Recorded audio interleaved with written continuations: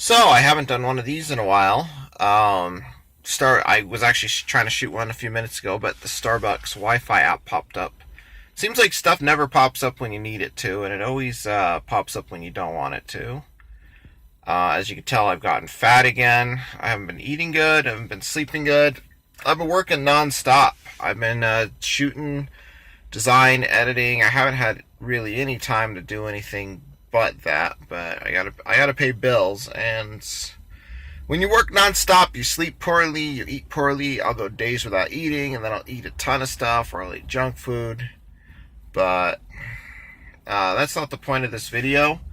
I've actually shot a few videos since my last one that I posted, but I never posted it because I never finished it. I never was able to finish an idea.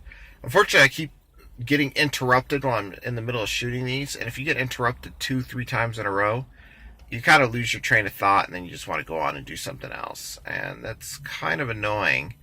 If I had like a place of my own that like a closet or something that I could do a setup and just block out the rest of the world, that'd be great. But I don't have that, and obviously I'm doing this on my cell phone, and cell phone's constantly getting stuff.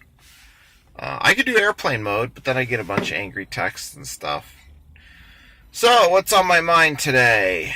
I guess let's go over silly season. So, motocross, we have this thing called silly season. That's a season where contracts are signed. Obviously, the season ended. Eli Tomac won the championship. So people moved around. Nobody knows what Chad Reed is racing. Barsha's a privateer. Davey Millsaps went to Yamaha, and then he just injured himself, which is a real bummer because I was hoping he would have like that good last season. He's been a long time staple of the sport, but he hasn't really won anything in the last few years. And I feel like he's one of the few riders that's, especially now that Dungey's not in, he's very capable of podiuming, and it's kind of a bummer that he's got this injury. I mean, it's a few months, so he might be able to heal up, but it's an elbow injury, so maybe not. What else? In terms of silly season, the Alessis, I don't think either of them are riding. Nobody really pays attention to them. Like I said, Barsha's a privateer.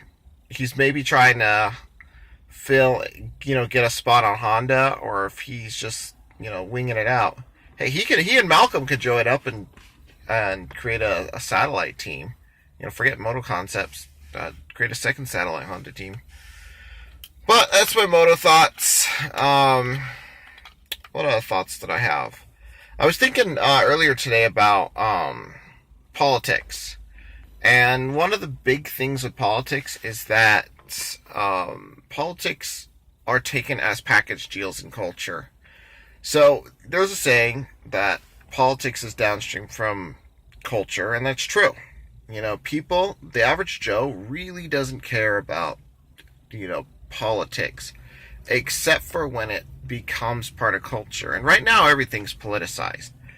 No matter if you watch a news network, or if you watch Comedy Central, or just pretty much anything on a mainstream network, whether it be a movie or television, a reality show, there's some level of politics or politicization on these networks, and it seems like they've made it kind of a household form of entertainment.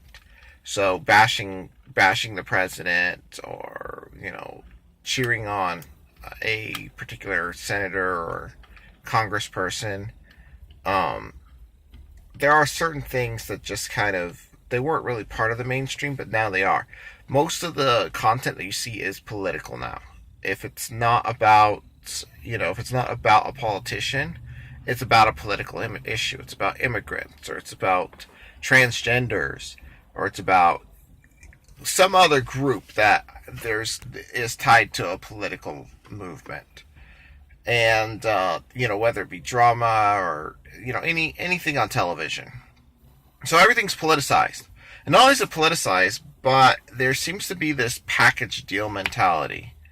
And everybody, if you are on the left, you agree with all of these positions, and if you're on the right, you agree with all these positions. And the reality is people are more complicated than that, especially if they look at the issues. I may agree with one issue that's on the left and another one that's on the right, but they try to force you into these package deals. So if you're on the right, you have to be, pro-gun, anti-gay marriage, anti-abortion, pro-war, pro-military, pro-environmental destruction, pro-big corporation. And if you're on the left, you're supposed to be the opposite of those. But a lot of these issues are more nuanced. You take an issue like the environmentalism. There's not one or two positions. There's not either you believe the world is, going to be over in 30 years, or you believe that we have no change or effect on it. There's a lot of people with different positions in that whole debate. And some of these people are experts. Some of these people are people that study the environment for a living, and they discovered that, this is not as easy as it looks. And this is why people are so polarized. This is why if you're on the right, you're seen as evil, and if you're on the left, you're seen as good. It's simply that. Everything is binary. I remember when I was going to college at COC, I was a tutor in a lab, and the instructor, I don't know if she was a professor, I think she was a professor, who managed the lab, she was, tutoring a student, or, assisting a student with a position in a political science class. Then the student was a football player. And football players usually don't care about this kind of stuff. And so, but this football player, he wrote what he thought about this particular issue in his paper. Well, what he wrote didn't really fit into a binary of one political side or the other political side. And so she proceeded to give him this long talk about how he needs to pick one of these two sides, as it will make his argument stronger. That's not the way we need to be thinking these days. Because what if both sides are wrong? What if both sides are right? But that's kind of what people are taught. They're taught to be binary in their thinking in terms of everything is good and evil, and yet nothing is good and evil. We have kind of this postmodernist thing of everything is subjective, but yet there can be a good and evil. There's a lot of contradictions in the mainstream right now, and one of them is that you politically have to be binary. I mean, just look at our president. He's certainly not binary. A lot of the establishment conservatives hated the guy. Most of the left also hates the guy. But then there's a small fraction of people on the left who actually like the guy. And there's a huge percentage of people on the right who like our current president. But these are not the same people that voted for George Bush. It's a completely different contingent. And if you look at voting, people say half the country voted for one person and half voted for the other. Well, not really. Look at the numbers. I think, 61 million voted for Trump, and I think around 61, 62 voted for Clinton. We have over 300 million people here. I mean, that is, if I were to do the math, that's 20%?